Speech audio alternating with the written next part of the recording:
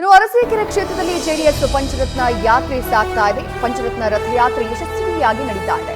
ಪ್ರತಿನಿತ್ಯ ಜನತೆಯ ಸ್ಪಂದನೆ ಎದುರುತ್ತಾ ಇದೆ. ಈ ಬಾರಿ ಜನತಾದಳ ಸಂಪೂರ್ಣ ಬಹುಮತದ ಸರ್ಕಾರವನ್ನ ತರಬೇಕು ಅನ್ನೋದೇ ಈ ನನ್ನ ಹೋರಾಟದ ಶ್ರಮ ಅಂತ ಹೇಳಿ ಪಂಚರತ್ನ ಯಾತ್ರೆಯಲ್ಲಿ ಎಚ್.ಡಿ. ಕುಮಾರಸ್ವಾಮಿ ಅವರು ಹೇಳಿಕೆಯನ್ನ ಕೊಟ್ಟಿದ್ದಾರೆ.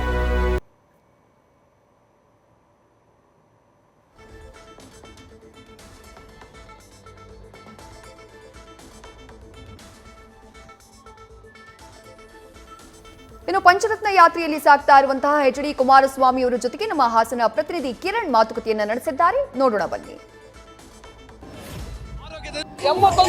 ಪಂಚರತ್ನ ಯಾತ್ರೆ ಹಾಸನ ಜಿಲ್ಲೆಯ ಅರಸೀಕೆರೆ ತಲುಪಿರುತ್ತದೆ. ಈಗ ಮಾಜಿ ಸಿಎಂ ಕುಮಾರಸ್ವಾಮಿ ಅವರ ಮುಂದೆ ಇರುತ್ತದೆ. ಸರ್, ಕಳೆದ ಬಾರಿ ಹಾಸನ ಜಿಲ್ಲೆಯಲ್ಲಿ 7 ವಿಧಾನಸಭಾ ಕ್ಷೇತ್ರದಲ್ಲಿ 6 ವಿಧಾನಸಭಾ ಕ್ಷೇತ್ರ ತಮ್ಮ ತೆಕ್ಕೆಗೆ ಇತ್ತು. ಈ ಸರಿ ನಿಮ್ಮ ಟಾರ್ಗೆಟ್ ಏನಿದೆ ಸರ್? ಫ್ರೀಡಮ್ ಆಪ್ ಅಲ್ಲಿ ಕಲ್ತು ಸಿಲ್ಕ್ ಥ್ರೆಡ್ ಜ್ಯುವೆಲರಿ ಮಾಡ್ತಿದ್ದೀರಾ? ಹಾಗಾದ್ರೆ ನಿಮ್ಮ ಸಿಲ್ಕ್ ಥ್ರೆಡ್ ಜ್ಯುವೆಲರಿಗಳನ್ನ 1 ಕೋಟಿಗೂ ಹೆಚ್ಚು ಫ್ರೀಡಮ್ ಆಪ್ ಬಳಕೆದಾರರಿಗೆ ಯಾವುದೇ ಖರ್ಚಿಲ್ಲದೆ ಮಾರಾಟ ಮಾಡಿ. ಈ ಬಾರಿ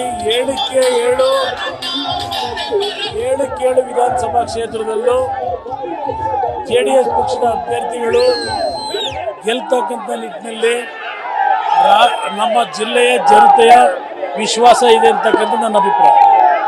ಸರ್, ತಂದೆಯವ್ರ ವಿಷಯ ಬಂದಾಗ ತಾವು ಭಾವುಕರಾಗ್ತೀರಾ. ವಯೋಸಹಜವಾಗಿ ಆರೋಗ್ಯದಲ್ಲಿ ಸ್ವಲ್ಪ ಸಮಸ್ಯೆಗಳಿದೆ. ಎಲ್ಲೋ ಒಂದ್ ಕಡೆ ನಿಮಗೆ ಅದು ಹೊರೆಯಾಗಿಲ್ವಾ ಸರ್? ಸಕ್ರಿಯವಾಗಿ ಅವರು ಚುನಾವಣಾ ಪ್ರಚಾರದಲ್ಲಿ ಭಾಗವಹಿಸ್ತಾ ಆಗ್ತಿಲ್ಲ, ಇದು ಎಲ್ಲ ಒಂದ್ ಕಡೆ ನಿಮ್ಗೆ ಹೊರೆ ಆಗ್ತಾ ಇಲ್ವಾ ಸರ್? ಇರ್ಬೋದು, ಸ್ವಲ್ಪ ಸಕ್ರಿಯವಾಗಿ ರಾಜಕಾರಣದಲ್ಲಿ ಒಬ್ಬನೇ ಹೋರಾಟ ಮಾಡಬೇಕಾಗಿದೆ.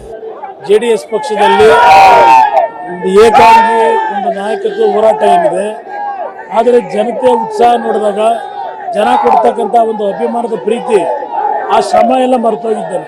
ಮತ್ತೆ ಸರ್, ಕಳೆದ 3 ಟರ್ಮು 3 ಬಾರಿನೂ ಅರಸೀಕೆರೆ ವಿಧಾನಸಭಾ ತಮ್ಮ ತೆಕ್ಕೆಯಲ್ಲಿತ್ತು. ಈ ಬಾರಿ ಒಂದ್ ಸ್ವಲ್ಪ ಟಫ್ ಫೈಟ್ ಅನ್ಸುತ್ತಾ ಸರ್? ಅರಸೀಕೆರೆ ಸ್ವಲ್ಪ ಈ ಬಾರಿ ಕಳೆದ 2 ವರ್ಷದಿಂದ 2-3 ವರ್ಷದಿಂದ ನಮ್ಮಲ್ಲಿದ್ದಂಥ ಶಾಸಕರು ನಮ್ಮ ಕಾರ್ಯಕರ್ತರ ಸಂಘಟನೆಗೆ ಅವಕಾಶ ಕೊಡದೆ ಸಮಸ್ಯೆಯನ್ನು ಉದ್ಭವ ಮಾಡಿದ್ದಾರೆ. ಆದರೂ ಸಹ ಶ್ರಮ ಇದ್ದರೂ ಅರಸೀಕೆರೆಗೆ ಒಳಗೊಂಡಂತೆ ಜನತೆ ಆಶೀರ್ವಾದ ಮಾಡ್ತಾರೆ. ನಮ್ಮ ಕಾರ್ಯಕರ್ತರು ಸದೃಢವಾಗಿದ್ದಾರೆ. 2023 ರಣರಂಗದಲ್ಲಿ ಕುಮಾರಸ್ವಾಮಿ ಅವರು ಅಂದ್ರೆ ತಂತ್ರ ಕುತಂತ್ರ ರಣತಂತ್ರ ಎಲ್ಲ ಇರುತ್ತೆ.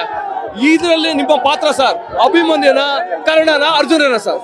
ಅಲ್ಲ, ಇದರಲ್ಲಿ ಕೃಷ್ಣ ಏನು ಧರ್ಮಾಧಿಕಾರಿ ಕರಣ್ಯವಸ್ಥೆ ಏನೋ ಒಂದು ಇದೆ ಅಲ್ಲ, ಧರ್ಮ ರಕ್ಷಣೆ ಮಾಡಲಿಕ್ಕೆ, ಈ ರಾಜ್ಯದ ಜನರ ಬದುಕನ್ನು ಕಟ್ಟಲಿಕ್ಕೆ ನನ್ನ ಒಂದು ಹೋರಾಟ ಒಬ್ಬ ಜನಪ್ರತಿನಿಧಿಯಾಗಿ, ಜನಸೇವಕನಾಗಿ ನಾಡಿನ ಜನತೆಯ ಬದುಕನ್ನು ಕಟ್ಟತಕ್ಕಂಥ ಒಂದು ನಾಯಕತ್ವ, ಇಲ್ಲ ಜನತೆಯ ಸೇವಕನಾಗಿ ಕೆಲಸ ಮಾಡಬೇಕು ಸರ್. ಈ ಉರಿಗೋಡ ನಂಜೇಗೌಡ ಇದೊಂದು ಹೊಸ ವಿಷಯ ಈ ಪ್ರಸ್ತಾವನೆ ಆಗ್ತಾ ಇತ್ತು. ಇದಕ್ಕೆ ಸಂಬಂಧಪಟ್ಟಂತೆ ಬಿಜೆಪಿಯವರು ಸೃಷ್ಟಿ ಮಾಡ್ಕೊಂಡಿರ್ತಕ್ಕಂಥದ್ದು, ಇತಿಹಾಸದಲ್ಲಿ ಆ ರೀತಿ ಯಾವುದೂ ಇಲ್ಲ. ಅದು ಮುಂಬರುವ ಚುನಾವಣೆಯಲ್ಲಿ ಜೆಡಿಎಸ್ಗೆ ಜನಬೆಂಬಲ ಇದೆ. ಈ ಜನಬೆಂಬಲದಿಂದ ನಾನು ಹೋರಾಟ ಮಾಡ್ತೀನಿ, ಅಧಿಕಾರಕ್ಕೆ ಬರ್ತೀನಿ ಅಂತ ಹೇಳ್ತಾರೆ. ಕ್ಯಾಮ್ರಾಮನ್ ಪ್ರವೀಣ್ ಜೊತೆ ಕಿರಣ್, ನ್ಯೂಸ್ ಫಸ್ಟ್, ಅರಸೀಕೆರೆ.